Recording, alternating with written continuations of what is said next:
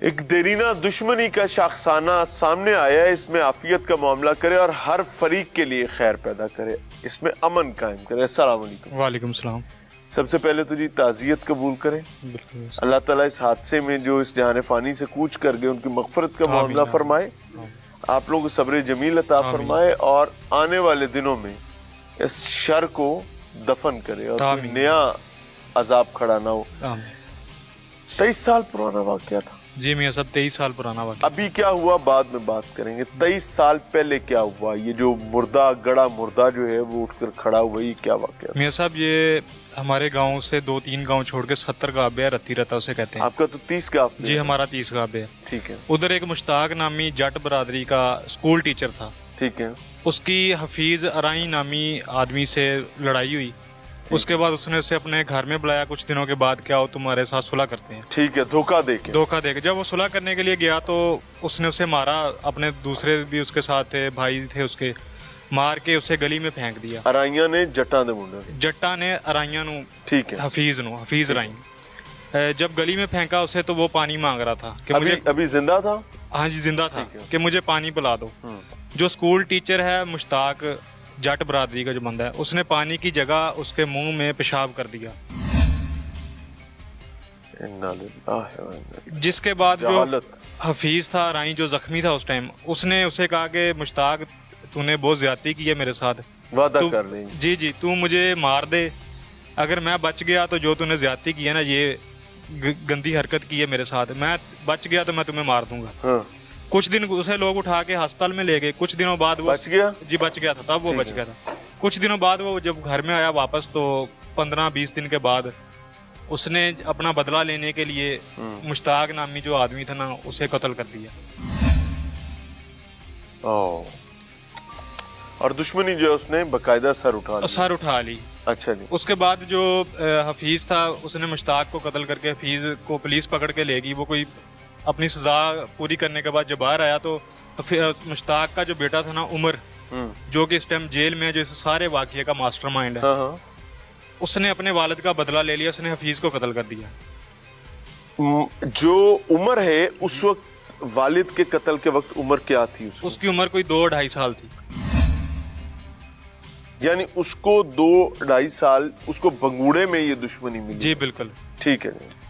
जब वो जवान हुआ तो हफीज बाहर आया जेल से, तो उसने हफीज को कत्ल कर दिया। साथ 1-2 बंदों को और भी उसने कत्ल किया। कुछ की टांगों में फायर लगाए और गांव की जो मस्जिद थी ना, उसमें ऐलान कर दिया कि मैंने अपने वालिद का बदला ले लिया, मैंने बंदे मार दिए उनके।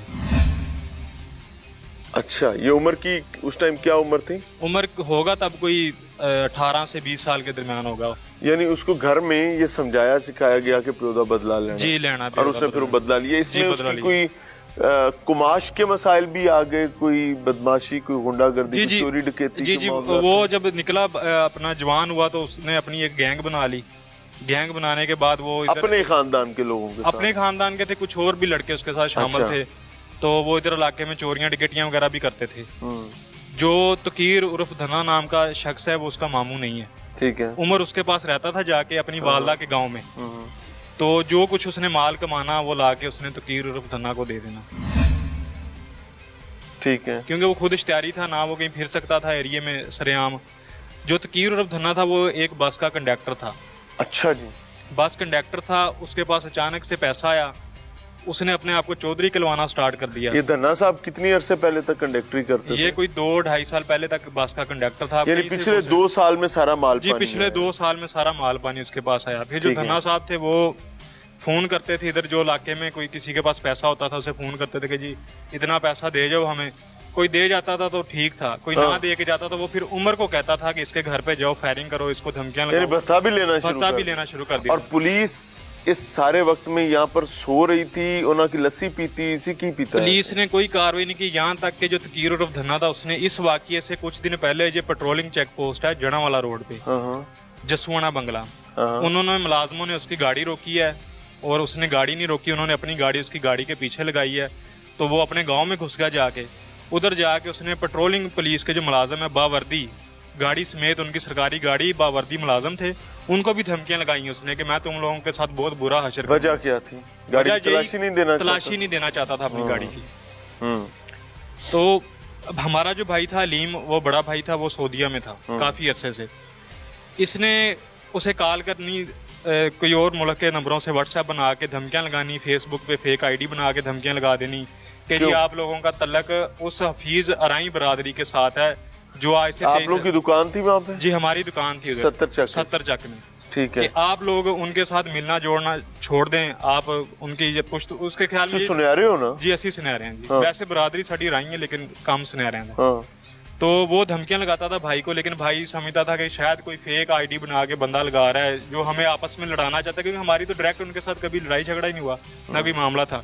भाई ने इस बात को इग्नोर किया। हालांकि भाई जो अलीम थे वो तो इधर पाकिस्तान इसलिए आए कि चलो मैं जट बरादरी और जो उधर अराई बरादरी है 70 गाबे की, उनकी आपस में सुलह भी करवा देता हूँ कि चलो इनके मामला जो खत्म हो जाए। ठीक है, क्योंकि दोनों का आपके साथ उठना बैठना हाँ जी, इनके साथ तो हमारा नहीं था, वैसे ही जानने वाले थे। जो राई फैमिली थी 70 गाबे वाले, ये जट बरादरी है, इनके साथ हमारा ना कभी लड़ाई झगड़ा हुआ, ना ही कोई इस तरह का कोई मामला हुआ। तो जब भाई पाकिस्तान में वापस आए तो इन्होंने, वो एक शादी की तकरीब में जा रहे थे, ये थड़ा मार के बैठे हुए थे इधर बूटे वाली झाल स्टॉप पे, तकीर उर्फ धन्ना। मैं यहीं से बात का आगाज करूंगा कि रीसेंट हैपनिंग क्या हुई है, वो मैं आपको जरूर बताऊंगा। लेकिन आपको ये सब दिखाने का मकसद क्या है कि जब दुश्मनी का जिन किसी घर, खानदान, कबीले या इलाके की राह ले लेता है तो साढ़े पिंडा ही कहते ने असले चुक चुक मोडे विंगे हो जाते ने। ये लम्हा फिक्री है। दुश्मनी पैदा करनी इंज ते निभानी नस्लां रोल जांदियां ने। पुत्र भी कहता अब्बा की कीता ही। मिलते हैं ब्रेक के बाद। नाज़रीन, प्रोग्राम में एक बार फिर से खुशामदीद।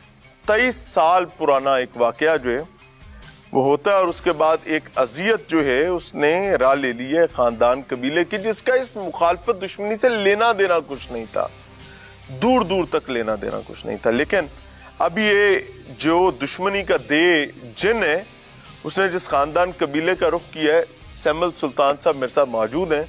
और बदबख्ती की बात यह है कि एक दावत के लिए घर से जाने के लिए 6 लोग निकले हैं, 4 जनाजे आए हैं और 2 अस्पताल पड़े हुए हैं।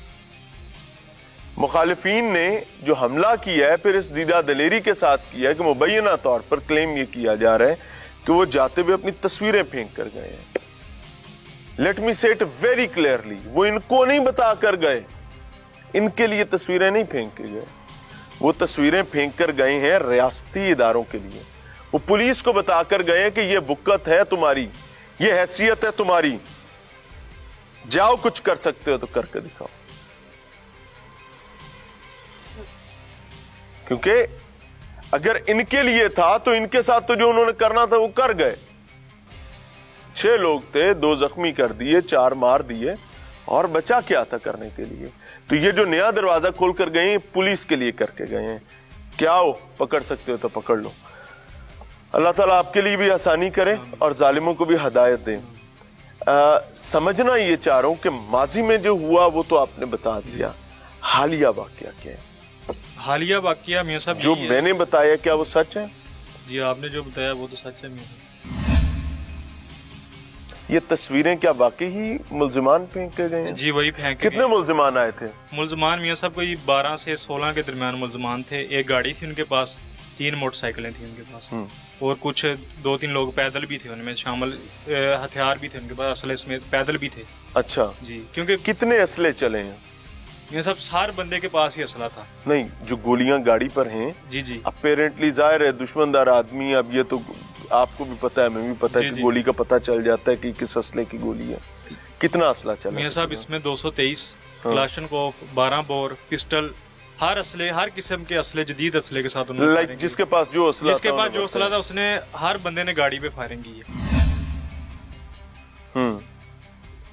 करीबन आपके जो अजीज हैं, भाई हैं, इनके पास भी गाड़ी में असला मौजूद? इनके पास असला था लेकिन इनको चलाने का मौका ही नहीं मिला असला, क्योंकि गाड़ी में थे, ना ही इनका कोई इतना कोई खास किसी के साथ थे कोई मसला मसाइल। अगर आपकी दुश्मनी नहीं थी तो असला आपकी गाड़ी में क्या कर रहा मेरे साहब जब ये धमकियां दे रहे थे फोन पे, तब उन्होंने अपने पास असला रखना स्टार्ट कर दिया था कि कहीं सच में यही लोग ना हो जो हमें धमकियां दे रहे। पहले वो समझते थे कि कोई फेक आईडी बना के सोशल मीडिया पर धमकियां थी। जी बिल्कुल, सोशल व्हाट्सएप नंबर मुख्तलिफ, अभी भी मेरे मोबाइल में भी एक नंबर है, अच्छा जी, जो अभी भी इस्तेमाल हो रहा है, अभी भी चल रहा है। उससे अभी भी कॉलें आ रही हैं कि थाने ना जाओ, कचहरी ना जाओ, हम फिर आपसे बदला लेंगे।